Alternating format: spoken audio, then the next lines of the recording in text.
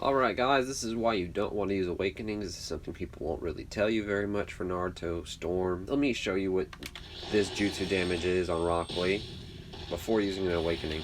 See, it's a pretty large margin of damage. So while you're in Awakening, the amount of damage you take will not be increased. See that purple little icon underneath Rock Lee? That symbolizes a damage increase, but also it kind of gives you poise. So the damage you take will not be increased at this point in the Awakening.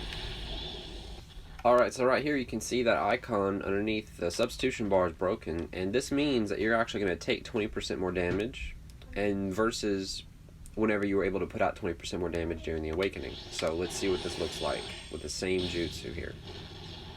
More than half a bar of HP as punishment.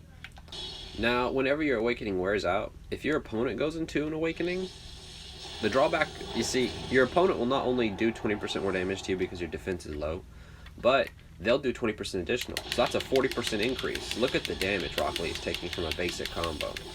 He dies. Almost dies. Look at that. So you want to be really careful with the Awakenings. If you use one and then it wears out and your opponent goes into theirs, they're going to be doing 40% more damage to you.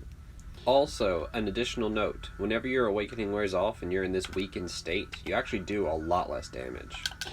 Watch this neutral combo from Rock Lee. Noticeably less damage. And this is his actual neutral damage.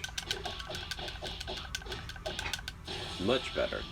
Also, another additional thing you should know, whenever you're in Awakenings, usually your input control is a little less, and it's easier for people to land ultimate jutsus on you whenever you're inside of this state, because you have I would say less frame control, like less frame. It's because you have more poise. It's like you have armor on, so that does make it make you like a moving truck.